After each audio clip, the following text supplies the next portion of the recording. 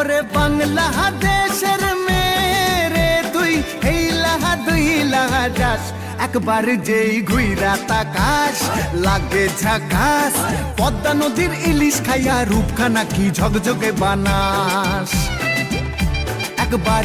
Everyone, আসসালামু আলাইকুম, welcome my new blog. আশা করি আপনারা সকলেই ভালো আছেন। আমিও আলহামদুলিল্লাহ অনেক ভালো আছি। দেখতেই পারছেন মাছ কাটতে বসে গিয়েছি। যদিও আমি মাছ কাটতে পারি না, বললে মিথ্যা কথা বলা হবে। পারি, বাট খুব প্যারা লাগে মাছ কাটাটা। আমার মতো অনেকে আছে, মাছ দেখলেই মাথা গরম হয়ে যায়। কাটার কথা বললে আর খাওয়ার কথা বললে আমার মতো আগে আগে দৌড়ায়, অনেকেই আছে এরকম।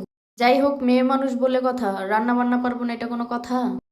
এদিকে কাটাকুটি শেষ করে মাছ ভাজা বসাই দিলাম। এদিকে আমার মেয়েটা আবার আমার পায়ের কাছে এসে বলতেছে, মামুনি মাছ মাছ মাছ খাবো, দাও দাও আমাকে দাও। আমি বলতেছি, যাও বাবা, তোমরা পরে দিচ্ছি আমি তোমাকে, মাছ ভাজা শেষ হোক তারপর তো খাবে তোমরা নাকি। এদিকে আমার আম্মাকে জ্বালায় ফেলতেছে, ওরা অনেক দুষ্টামি করতেছে, যেহেতু অনেকগুলো বাচ্চা একসাথে।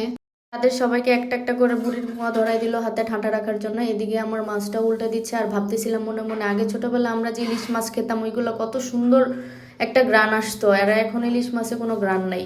এদিকে আমি বেগুন দিয়ে ইলিশ মাছ রান্না করব, ওইটাও বসাই দিলাম রাতের জন্য। এই ইলিশ মাছটাতে ডিমও ছিল, ওই ডিমগুলো আমি ভেজে নিচ্ছি, কারণ গরম গরম ভাত দিয়ে ইলিশ মাছ আর ইলিশ মাছের ডিমটাও ভালো লাগবে।